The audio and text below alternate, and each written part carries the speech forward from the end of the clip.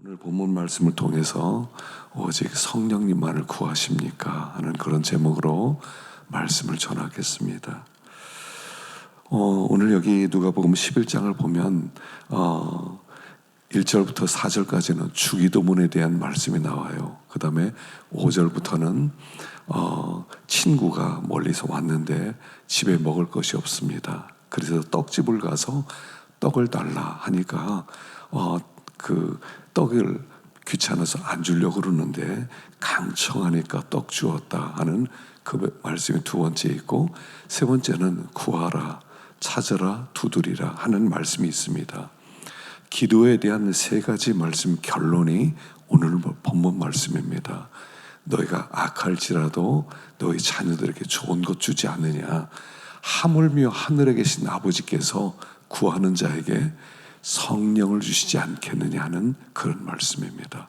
그래서 기도의 결론은 성령이라는 겁니다. 최고의 기도 응답은 성령님을 주시는 것, 바로 그것이라고 말씀을 하고 있습니다. 우리가 한 해를 돌이켜볼 때 우리가 첫 번째로 점검해야 될 것이 바로 이 부분입니다. 올 한 해 동안 성령님을 구하셨습니까? 하는 것입니다. 우리의 문제는 성령님의 문제입니다. 사실은 예수 믿는 것과 성령님은 뗄래야 뗄 수 없는 관계지요. 그래서 하나님이 우리에게 성령님을 주시고 성령의 충만함을 받을 때 우리는 모든 일을 다 할 수가 있는데, 성령 없이는 아무것도 못한다는 겁니다. 그래서 오늘 우리 본문을 생각하면서 어떻게 성령을 구해야 될 것이냐, 성령님은 어떤 분이시 하는 것을 생각해 보려고 합니다. 첫 번째로 생각할 것은 왜 성령님이 하나님이 주실 수 있는 가장 좋은 선물이냐는 겁니다. 왜 성령님이 최고의 선물이냐? 세 가지 이유가 있어요. 첫째는 뭐냐면 성령님은 하나님 자신이기 때문에 그렇습니다. 하나님이 우리에게 주려는 것은 사실은요, 하나님 자신이세요. 오늘 우리에게 필요한 것은 사실은 하나님이세요. 우리는 하나님이 주시는 선물을 자꾸 원하거든요. 내 삶에 하나님 지혜가 필요해요. 지혜 주세요. 하나님 건강이 필요해요. 건강 주세요. 하나님 물질이 필요해. 물질 주세요. 다 선물이에요. 하나님 자체는 아니란 말입니다. 우리 하나님 앞에 한 해 동안 여러 가지로 기도하셨을 것입니다. 그러면 정말 성령님을 구했냐는 겁니다. 아니면 성령이 주시는 선물만 자꾸 구하진 않았느냐. 하나님 이거 필요해요. 하나님 요거 필요해요. 하나님 저거 필요해요. 그래서 그걸 구하지 않았느냐. 하나님이 정말 주려는 것은 뭐냐. 솔로몬을 기뻐하셨던 이유는 뭐냐 하면 솔로몬은 하나님을 구했어요. 사실은요. 왕이 된 다음에 그가 해야 될 일이 얼마나 많겠습니까? 자기 편을 모아야 되고, 또 군사력도 있어야 되고, 또 정치력도 있어야 되고, 또 돈도 있어야 되고, 또 건강도 있어야 되고, 아무것도 크게 구한 게 아니라 지혜만 구했다는 거죠. 하나님만 구했다는 거예요. 하나님, 내가 왕이 되었는데 생각해 보니까 진짜 하나님이 이 나라를 다스려야 되겠습니다. 내가 뭐 합니까? 그랬을 때 하나님이 굉장히 기뻐하셨다는 거죠. 성령을 구한다는 것은 하나님을 구한다는 뜻이기 때문에 하나님이 이걸 주시겠다는 거예요. 그래서 하나님이 주신 선물은요, 하나님 안에 다 있어요. 하나님만 임재하시고 하나님만 함께 하시면 모든 복은 따라와요. 왕이 행차하면 그 뒤에 모든 게 따라가는 것처럼 하나님이 임재하시면 다 따라와요. 그래서 하나님이 주시는 첫 번째 가장 중요한 선물이 성령인 것은, 성령은 하나님 자체를 구하는 것이기 때문이다 하는 것입니다. 두 번째는 성령이 우리를 변화시켜서 우리의 구원을 완성시키기 때문에 그래요.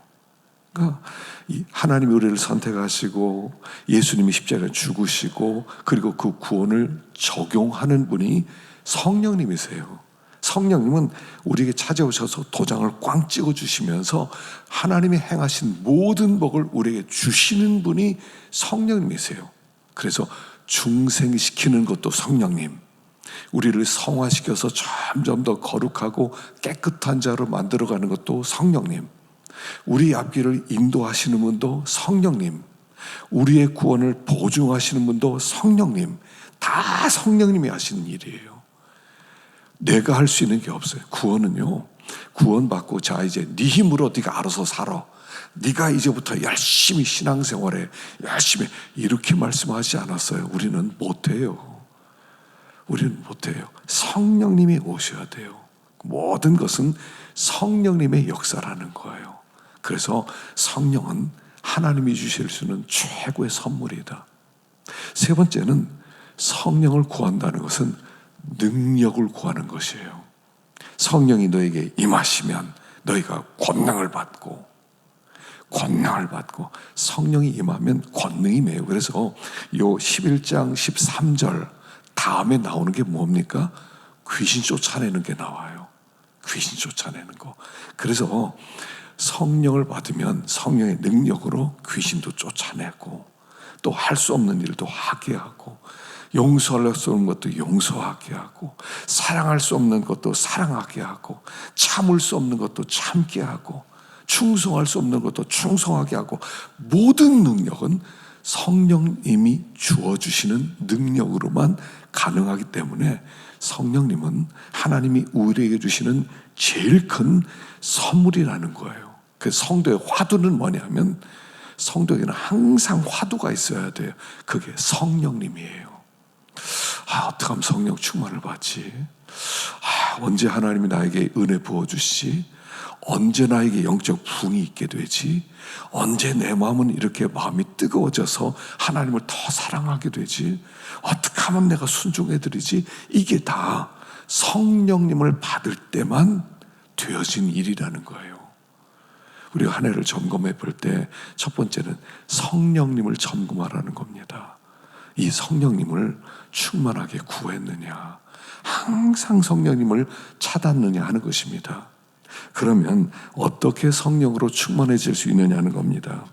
첫 번째는 여기 13절에 다시 보면, 하물며 너희 하늘 아버지께서 구하는 자에게 성령을 주시지 않겠느냐. 자, 하늘 아버지께서, 하나님이 우리 아버지시라는 거예요. 그럼 구할 때 어떻게 구해야 돼요? 자녀가 아버지에게 구하듯 막무가내로 구하라는 거예요. 성령은 하나님께 사정 보면서, 눈치 보면서 주시면 좋고 안 주시면 어쩔 수 없고 이런 게 아니라, 자식이요, 아버지한테 구할 때 어떻게 구합니까? 아빠 자전거 사줘. 자전거 맡겨놨어요. 자전거 사줘. 알았어, 줄게. 그 다음날 또, 아빠 어떻게 된 거예요? 자전거 사준다면서. 아니, 언제 자전거 맡겨놨어요? 그래서 여기 구한다, 구하는 자에게 할 때 이 단어가 그런 뜻이에요. 채권자가 채무자에게 구하듯이 구하라는 거예요. 마치 아들이 아버지에게 뭐 맡겨놓은 것처럼, 돈 맡겨놓은 것처럼, 아빠 돈 주세요. 아빠 용돈 필요해요. 아빠 뭐 좀 해야 돼요. 돈 맡겨놨어요, 자식이? 근데 그렇게 당당하게 달라요. 그렇게 구하라는 거예요. 하나님께 성령을 구할 때 당당하게 구하라. 맡겨놓은 것 찾듯이, 아버지, 맡겨놓은 거 찾으러 왔어요. 성령님 주세요. 이렇게 구하라는 거예요. 막무가내로 단호하게 하나님께 구하라는 거예요. 그래서 우리 하나님은 여기 구하는 자에게 성령을 주시지 않겠느냐, 반드시 주신다는 거예요. 자식이 아버지에게 달라고 하는데 안 줄 아버지가 있습니까? 그거를 그렇게 하나님은 주시기를 원한다는, 하물며 하늘 아버지께서 너희가 알할지라도 자식에게 좋은 거 줄 줄 알지 않느냐. 그것처럼 하늘 아버지께서 구하는 자에게 좋은 것 주시지 않겠느냐. 막무가내로 구해라. 시도 때도 없이 구해라. 그럼 하나님은 반드시 주신다라고 말씀하는 것입니다. 두 번째는 지속적으로 끈질기 구하라는 거예요. 그래서 그 9절부터 보면, 구하라 주실 것이요, 찾으라 찾을 것이요, 문을 두드리라 열 것이니. 구하라, 찾으라, 두드리라, 요 단어가요 다 현재 진행형으로 나왔어요. 현재 진행형이에요. 계속 구하는 상태, 계속 찾는 상태, 계속 두드리는 상태, 그렇게 하나님께 현재적으로 구하라는 거예요. 그러니까 우리 머릿속에서, 하여간 꿈속에서라도 하나님께 구하라는 거예요. 마치요, 암에 걸린 환자가 있지 않습니까? 암에 걸린 환자들 어떻습니까? 항상 이 암과 살아가는 거예요.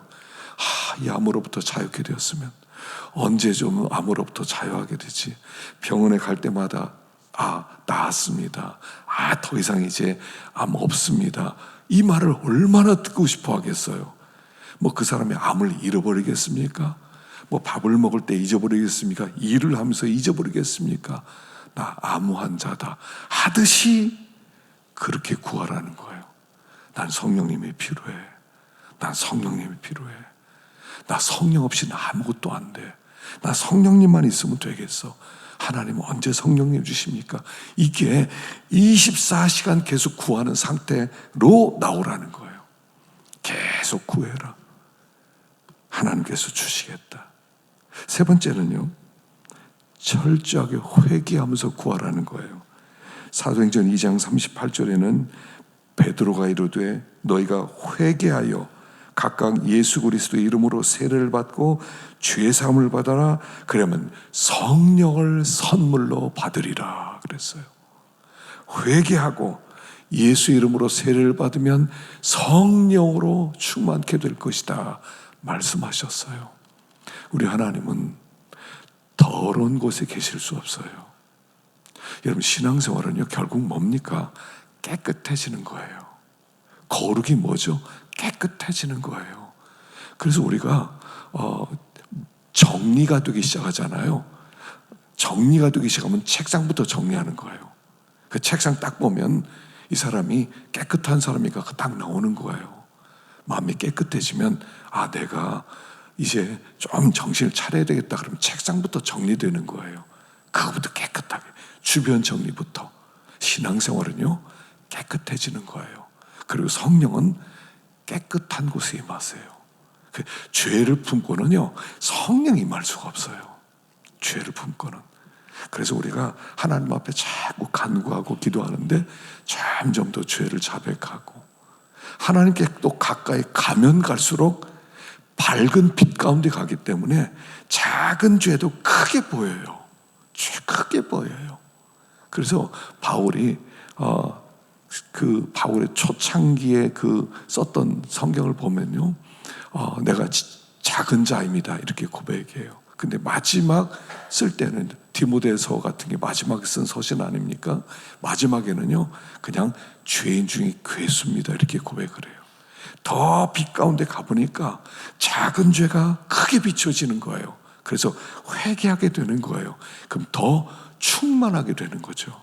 그래서 우리 하나님 앞에 나갈 때 회개하면서 하나님 앞에 나가는 거예요. 그럼 그곳에 성령님이 더 충만해지고 더 충만해지고 더 충만한 그런 은혜가 있게 될 것이다. 그래서 기도할 때 자식이 아버지에게 가듯이, 또 쉬지 않고 기도하듯이, 또 여기에 말씀한 대로 죄를 회개하면서 깨끗하게 하면서 아버지 옆에 나가면 반드시 성령으로 충만해질 것이다 하는 것입니다. 오늘 우리에게 필요한 것은요, 기도하는 거예요.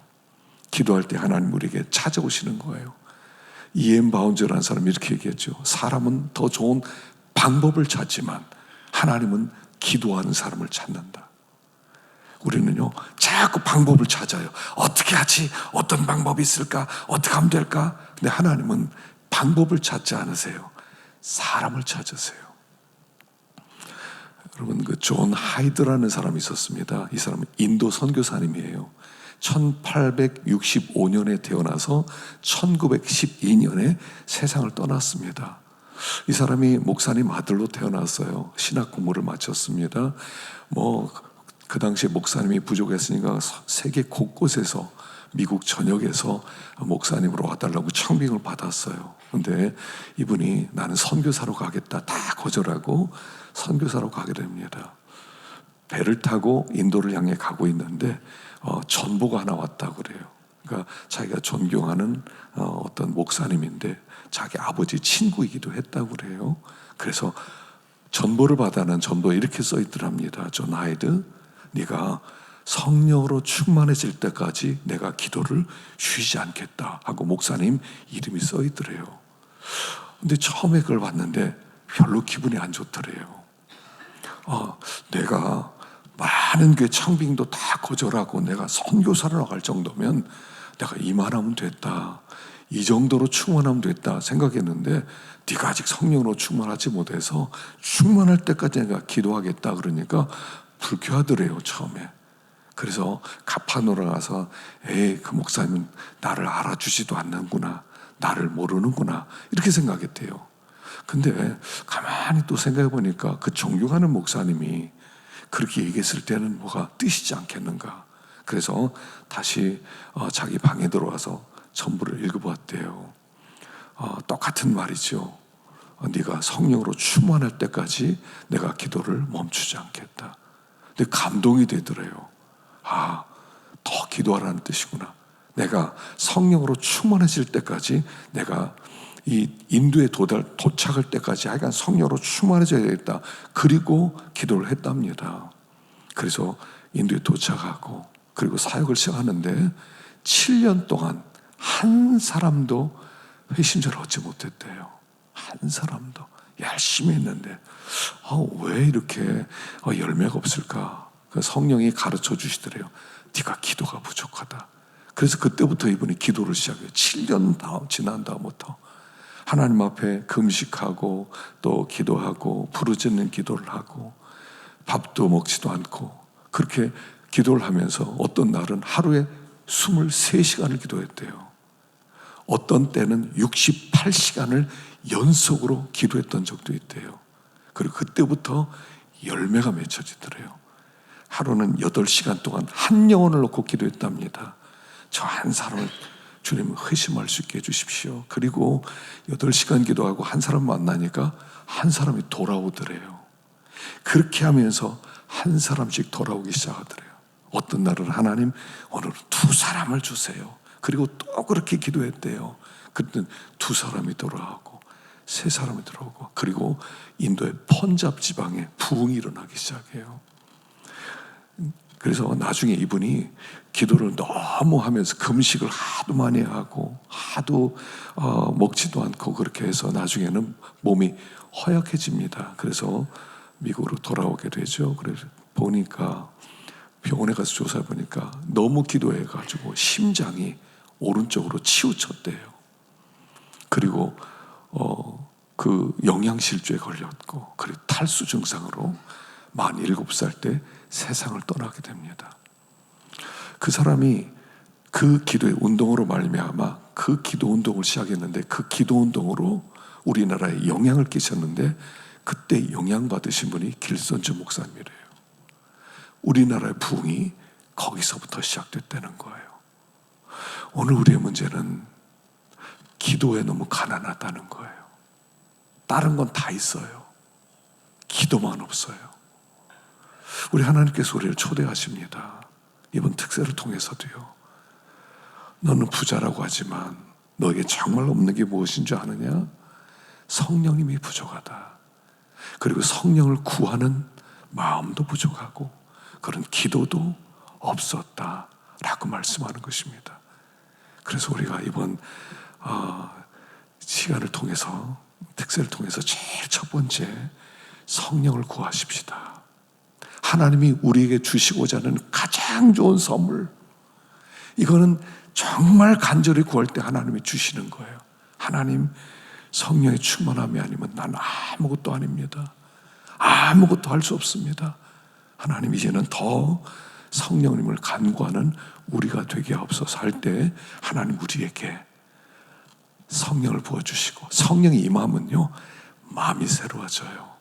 새 영을 부어주리니 새 마음을 갖게 되리라. 그리고 율례와 규례를 지키게 될 것이다. 이게 나오는 거거든요. 성령으로부터 시작하는 것입니다. 그래서 우리가 성령을 간절히 구할 때 생각할 수 없었던 새 마음과 새 소원과 새 열정으로 하나님을 섬기게 될 것입니다.